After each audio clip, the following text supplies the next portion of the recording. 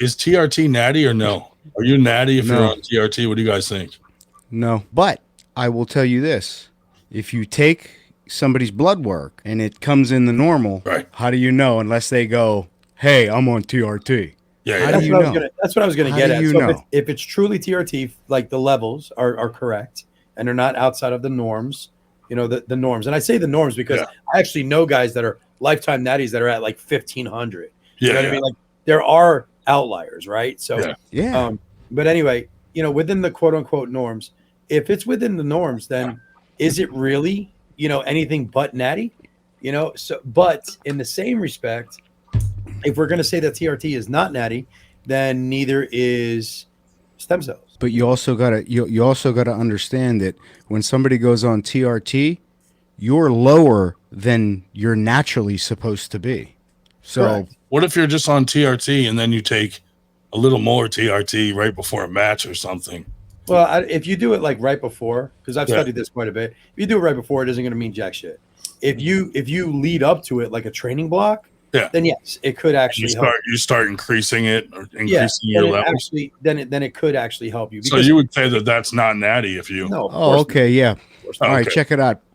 Manolo, he's saying ball size. So I'm guessing he's volunteering to be the ball checker. Yeah. Okay. Yeah, we're gonna strip check everybody there. Okay. I guess, Come on, Ryan, Manolo. the question is does it matter? Right? Because unless we have a tested league and a non-tested league, no, it doesn't matter. I'm just wondering for myself, like if someone, claims to be natty and they're calling out people and like saying, I'll pull anybody natty in the country. Oh, we're going to start this. Is he going to get on and start fucking raging again? No. Because I don't want to repeat it last week. I'll just dip out now and say goodnight. No, I'm not even talking about who you're talking about. I'm just wondering if someone that's on TRT and they increase their levels, like leading up to a match, and then they're calling people out saying they're natty. Does that make like that to me? I'm like, oh, you're not natty if you're doing that. Really. It makes them a liar as well. It makes them a liar. And you are a liar. And they're calling out people like they're here's natty, the thing, right? And you could tell they're not natty, bright red face and getting angry and stuff. If you look at any bodybuilder out there that's a pro or whatever, right? Their basic stuff is based off of testosterone, which is exactly what TRT is. So their basic stuff is based off of testosterone. You need a hug. You're going to have 500 nanograms 500 mgs per week is like kind of an IFAA or IFBB type stuff. Yeah. 500 mgs per week, if not more.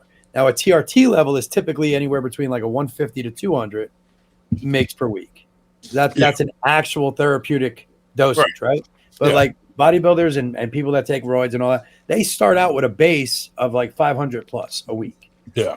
Now I'm not saying that normally, 300 or 400 isn't. I'm just saying that they normally start at like 500 and go up. But testosterone is the basis for every steroid out there. It's just a matter of how you work it.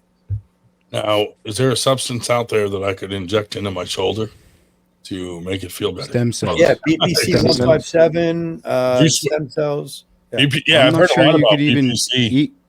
That's the arm wrestling super drug. That's a peptide, and I believe the EPA is attacking it as we speak, or already. Of course they are, because it helps. Of course they are. Anything that works. Yeah. Now, if you just administer semen in a suppository fashion, there you go. That might put semen right into my shoulder. Any patient cured as is a suppository. Papa, put it in a capsule. Suppository. Just let it absorb into my anus. My rectal. Yeah. Come on, man. My dad's watching this shit. You had to go there, dude. What's the topic? Is TRT natty? Oh, God. Man. Just threw That's just bait. That's just bait. Yeah, it's just bait. We got you. Here's the thing, man. Here's the thing.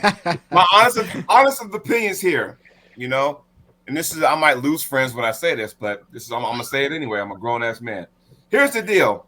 Because what if a league had their own tested athletes? You can go knock yourselves out in that league, and then you had a separate league for the guys who just want to compete and have fun. That way you're not running against somebody who's like, yeah, I just beat you. Motherfucker, you didn't beat me. Your fucking Flintstone vitamins beat me. What the fuck you talking about? That kind of stuff, right? Now, I got friends who dabble in that kind of stuff. I don't judge them. I don't. But, you know, there is a fine line where if you're going to be tested and take that kind of stuff, don't be hanging out with the guys who just want to do this for fun and then talk trash and shit, put on your fucking social media.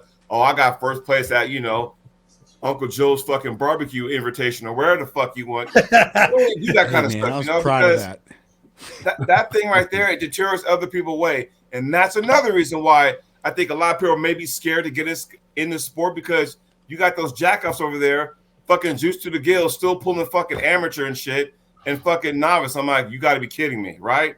Like, really?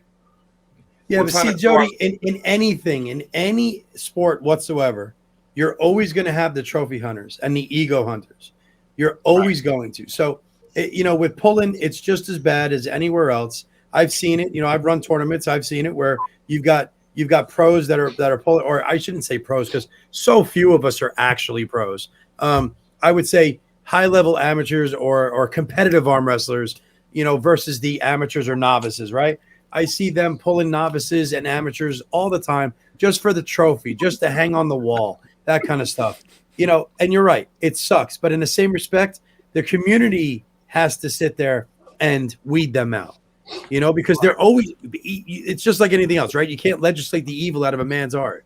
So you've got to, as a community, just turn around and say, hey, if you've been pulling for X amount of years and we know about it, you can't pull amateurs or novice. That's simple. That's one of the beautiful things about Winter Blast, and I'm not blowing smoke up your ass.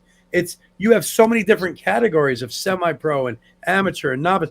You have to fit into, you know what I mean? Like, stop. You pretty much eliminate all the bullshit. We have people too that recognize the guys that are trying to fucking sneak in and won't put a stop to it. But someone always slips in. There's always going to be that person you just don't recognize, or they go in a different line of someone that would recognize them, and you see them pull and you're like, no, this fucker's, which I think in the future, I think Corey Miller's system will help with that, because you can look at their rating and go, dude, you can't fucking pull in this fucking class. And you also got to, you're also going to fall into the opposite spectrum, right? So let's say you get a guy like Levi at 15 years old. Levi Rakowski was dominating everybody in his age group.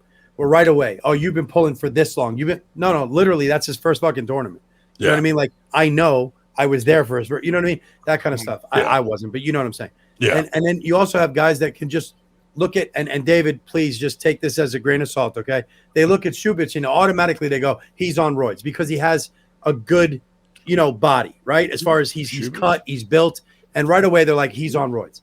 It's just people jumping to assumptions because they don't know any better, and because somebody is better or looks better or stronger, they have to be doing something else. Are you saying Dave's not on steroids? I don't know. That's the point. He's not. I saw his blood test. He is not. 100% not. But here's my point. I don't know, so therefore I don't say it. I'm just, you know what I'm saying? Like, for me, David looks amazing. Does that mean he's on roids? No. Okay, but I'm also coming from an educated point of view. An uneducated point of view looks at him and says, well, I can't achieve that, so therefore he's got to be on roids. You get what I'm saying?